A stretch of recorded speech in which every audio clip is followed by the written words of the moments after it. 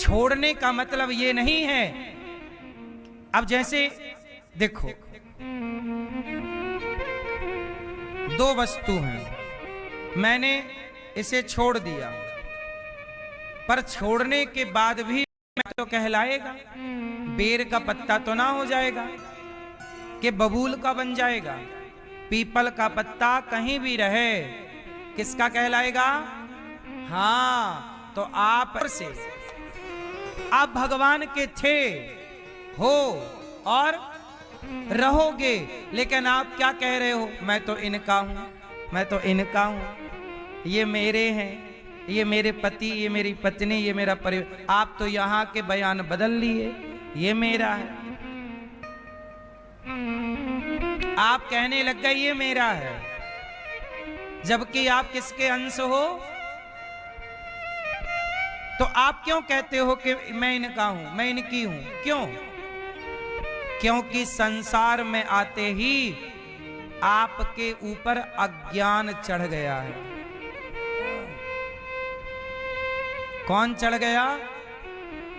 अज्ञान के कारण व्यक्ति अपने को जगत का मान लेता है, और यही अज्ञान मिटाने के लिए कोई सद्गुरु आते हैं, कोई गुरु आते हैं, सत्संग के द्वारा उस अज्ञान को मिटाते हैं और कहते हैं कि तू जगत का नहीं, तू तो जगन्नाथ का है। बस इतना बताने का काम गुरु का है,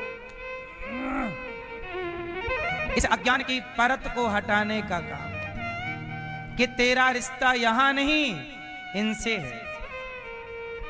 समझ में आ रही है कि नहीं? मैया खौ खौ खौ खौ कर रही हो।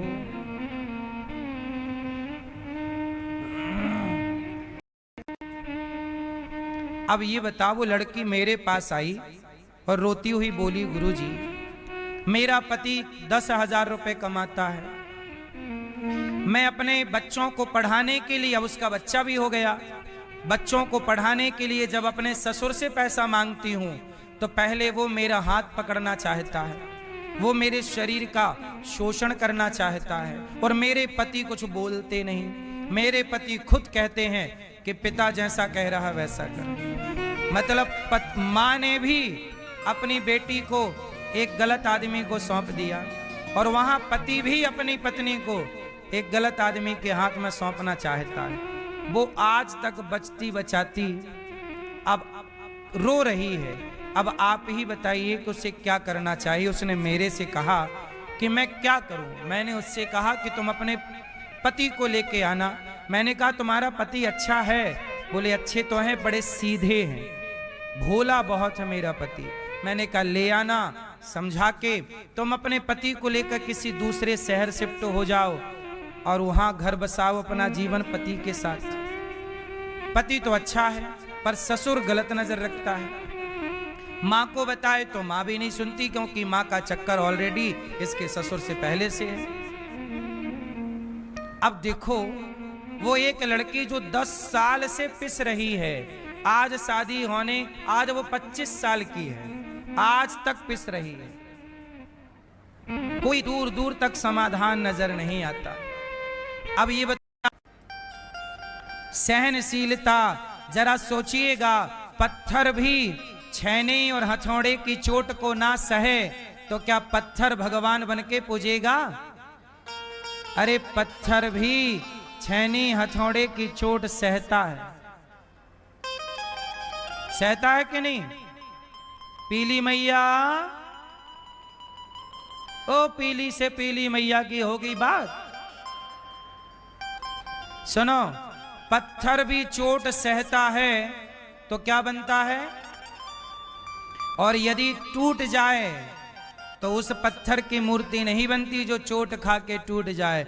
जो पत्थर चोट खाकर टूट गया वो कंकड़ बन गया, और जो पत्थर चोट सह गया वो शंकर बन गया। हर चोट को सहना पड़ता है। ऐसे जीवन में उत्तर डालोगे कि नहीं? उत्तर, आप भी सहनशील बनो। भगवान कृष्ण कितने सहनशील हैं, 100 गालियां सहते हैं शिशुपाल की। भगवान और पुरुष भी क्या माने, स्त्री के लिए पुरुष क्या है? नारायण। तो पुरुष के लिए स्त्री क्या है? नारायणी। नारायण और नारायणी, पुरुष नारायण है और स्त्री नारायणी है। दोनों 50-50 हैं, कोई कम नहीं और कोई, इसलिए दोनों को एक दूसरे की भावनाओं को समझते हुए रिश्तों का तालमेल अच्छा हो। एक भजन सुनाता हूं जो रिश्तों से संबंधित है। आप नाचना मत, खड़े मत होना इस गीत में, पर समझ परिवार को जोड़ के रखना आपकी जिम्मेदारी है। यदि बहुएं चाह लें तो घर स्वर्ग हो जाए। सही है? स्त्री चाह ले तो घर स्वर्ग है और स्त्री चाह ले तो घर नरक है। मैं तो मारो धर्म निभा दी, मैं तो मारो धर्म निभा दी, बांध के रखियो ये परिवार बुलावो आज्ञो राम को। मैं तो मारो धर्म निभा दी, बांध के रखियो ये। मिले टेंशन मिलने लग जाए वो काम ना करना। उतना ही कमाओ जिससे प्रसन्नता बनी रहे, हाथों पे मुस्कान बनी रहे। इतना ना कमा लेना कि टेंशन में डूब जाओ, सब बर्बाद कर लो। लालच नहीं, जो ज्यादा कमाने के चक्कर में पड़ते हैं ना वो बर्बाद हो जाते हैं। पैसा कमाओ, ज्यादा नहीं बहुत कमाओ, पर धीरे धीरे परिवार की खुशी बनी रहे, समय देते रहो। आजकल पत्नियां शिकायत क्या करती हैं पतियों से? आप हमें समय नहीं देते। 8 घंटे काम करते हो ना साहब, 7 घंटे काम करो। पैसा महत्व नहीं रखता, रिश्ते महत्व रखते हैं। बताओ क्या बड़ा है, पैसा बड़ा कि रिश्ता बड़ा? जोर से। जो पैसे को बड़ा मानेगा ना उसे पैसा ही नसीब होगा ना रिश्ता, लेकिन जो रिश्ते को महत्व देगा तो वो रिश्ते में भी खुश रहेंगे और पैसा भी पड़ेगा। तुमने पत्नी को धोखा दिया क्या? पत्नी के होते हुए तुम्हारा पड़ोसन से चक्कर था? सब कुछ लिखना पड़ेगा। तुमने कितना पाप किया, कितना पुण्य किया, कितना भला किया, सब। अनिरुद्धाचार्य से भी भगवान हिसाब मांगे। हाँ अनिरुद्धाचार्य, चलो अपना हिसाब लाओ। क्या किया तुमने? तुम्हें जो आयु हमने दी, तो हम कहेंगे कि प्रभु हमें जो उम्र दी, इस उम्र में हमने जुआ नहीं खेला, शराब नहीं पी, बल्कि भिक्षा मांग मांग कर हम 300 माताओं की सेवा करते रहे। हजारों भक्तों का भोजन गौरी गोपाल में चलता रहा। हमने पैसे आपने दिए हैं प्रभु, हमने 1 रुपए पैसे का कभी मिसयूज नहीं किया। 1 रुपया की हमने दारू नहीं पी, बीड़ी नहीं पी। हमारा पैसा बीड़ी में खर्च नहीं होता, हमारा पैसा सिगरेट में खर्च नहीं होता, गुटके में खर्च नहीं होता, शराब में खर्च नहीं होता। हमारा पैसा आप सबकी सेवा में, सबके भोजन की व्यवस्था में खर्च होता है कि आप कोई आएंगे तो सबको भोजन मिलना चाहिए। 30,000 लोग यहाँ पर डे भोजन करते हैं। तो बताइए मैं हिसाब में लिखवाऊंगा कि नहीं कि मैंने अपने पैसे को बर्बाद नहीं किया? आप क्या लिखवाओगे? हाँ प्रभु हमने थोड़ी सिगरेट वगैरह भी पीते रहे। भगवान बोले अच्छा पैसा इसलिए दिया था, दारू पी जा, सिगरेट पी जा। तो किसी भूखे को रोटी नहीं खिला सकता था उस पैसे से? हिसाब तो सबका होगा। भगवान आपसे पूछेंगे, तो पता होता है कि क्या चाहिए, क्या चाहें बताओ, क्या इच्छाएं हैं? अब मेरा तो काम पूरा हो चुका। बताओ आपका 35 साल का बेटा क्या चाहता है? आप क्या चाहते हो?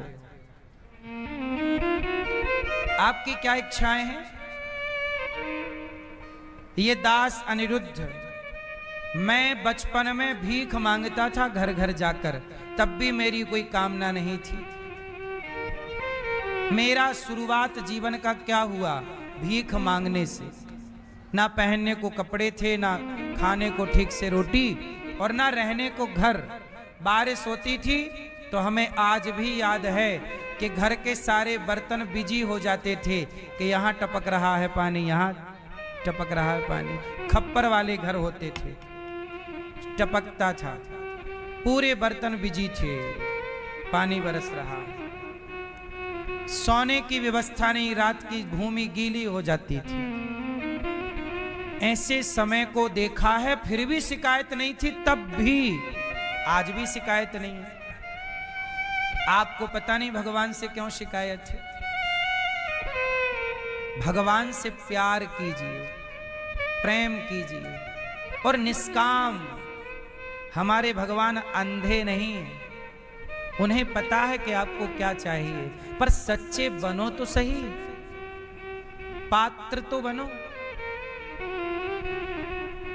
मन लगा के ईमानदारी से अपना काम करो और अपने स्वार्थ को त्याग कर काम करो। जो व्यक्ति अपने लिए सोचता है तो भगवान कहते हैं तू अपने लिए सोच, और जब आप अपने लिए ना सोच, बात हो गई है व्यापारियों से। अब पानी गिर गया ना तो थोड़ा गीला हो गया है गेहूं, कट जाएगा, सूख जाएगा, फिर भूसा बनेगा।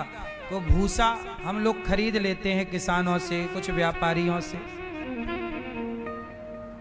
बाजार में भूसा मिलता है तक, उसमें सीबीएसई बोर्ड की क्वालिटी की शिक्षा होगी बच्चों को, और लड़के लड़कियां एक कक्षा 1 से लेके 12वीं तक क्लास रहेगी, पढ़ेंगे बच्चे और निःशुल्क पढ़ेंगे। अगला मेरा कदम, अगला मेरा प्लान शिक्षा को निःशुल्क करने का है। अब बताओ मेरा ये कदम सही है कि गलत है?